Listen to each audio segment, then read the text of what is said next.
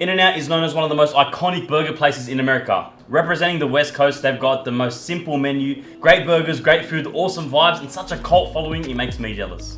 So today we're going to have a crack at their burgers because obviously, based on my accent, I'm in Australia.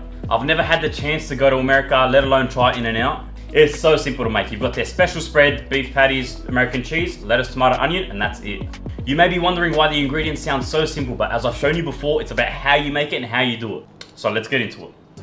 So to begin, we're going to start off with their special spread. Now I've done so much research on In-N-Out and they don't even have sauce bottles. They grab almost like a butter knife thing and spread it on the bun. It's a small detail, but it makes you feel like they care about each burger.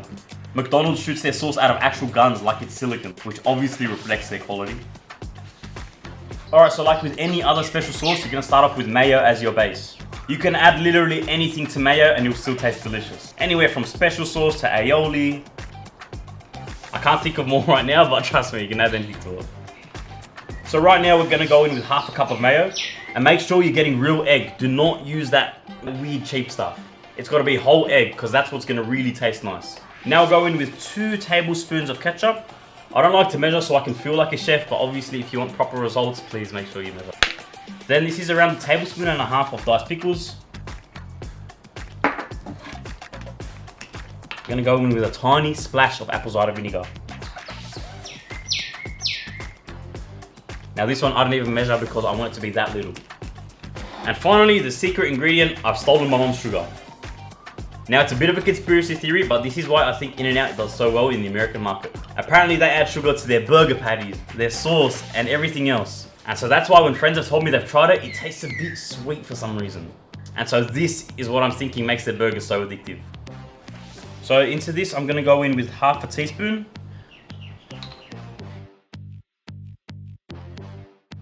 Into this, I'm gonna go in with a teaspoon of sugar. Now we're gonna give it a mix and adjust as we go. I've seen on TikTok when Anna Paul was doing the animal style fries, she added in, I think it was onion. Please don't do that. Onions would just be a bit too harsh in the sauce. So looking at it now, just by the color and consistency, I think we need a bit more ketchup. And to all the Aussies out there, yes, there is a difference between ketchup and tomato sauce. I won't get into it now, but trust me on it. I think that's money.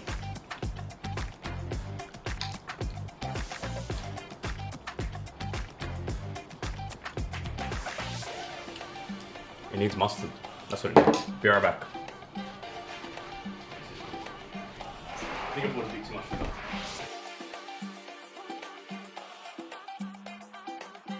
Alright, and now it's getting a bit more of that orange instead of pinky color, which is very good. Yeah, that's the one. Going nowhere. Now for our veggies, we've got the most basic but iconic burger combination. Lettuce, tomato, onion. Same as kebabs, but who cares about kebabs? So we'll prepare our tomato and lettuce. Iceberg lettuce, you've noticed, instead of leaf. They use like whole pieces of iceberg lettuce for some reason. They don't slice it or chop it. If you guys haven't diced onion before and you don't want to cry, listen to me. I've already cut into it, but keep the root intact. So you can slice across it, but you want to leave it on the whole time. If you start messing with the root, all the gases and juices are going to pop up into the air and make you cry. And then around, let's say 8 millimeters thick. If you're Aussie, you'll know. If you're American, figure it out. So now that we've got our spread and veggies all sorted, what we're gonna do is bring out the grill, toast our buns, caramelize the onions, cook our patties, and there you go. Now for your buns, like when you're remaking any other burger, it's super important that you get the right one. This is a Tip Top Gourmet burger buns. It's like very spongy but neutral, not like brioche or milk or any of those. And so what it does is hold the shape very well, provide a nice texture, but allow the flavors of the burger to come through. There you go. So all we're gonna do is give it a light butter, and then toast it on the grill while it warms up.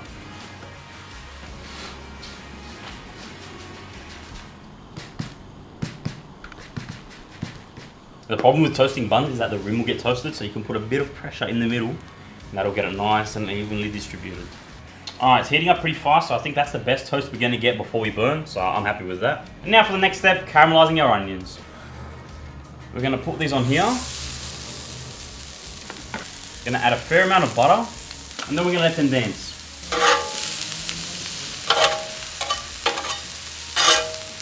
So now we're gonna put these to the side and these will continue to cook.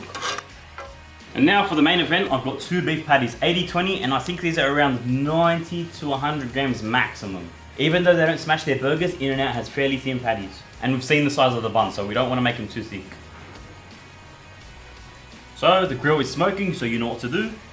Place it down. And smash.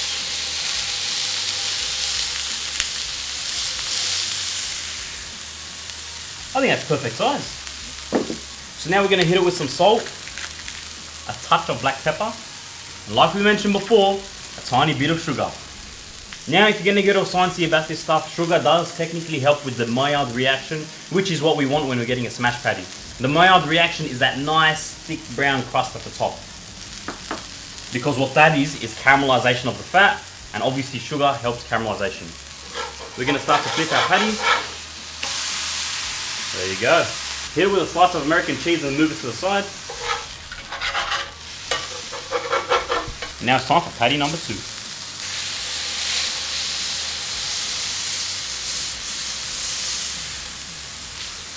Once again, sugar, salt, and pepper.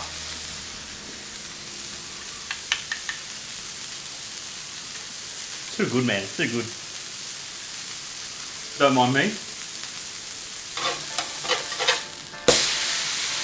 And now a bit of burger knowledge for you.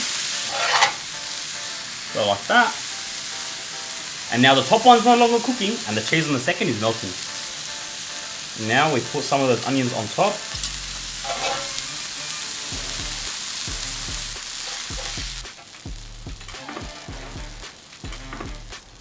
So now let's move this to the side.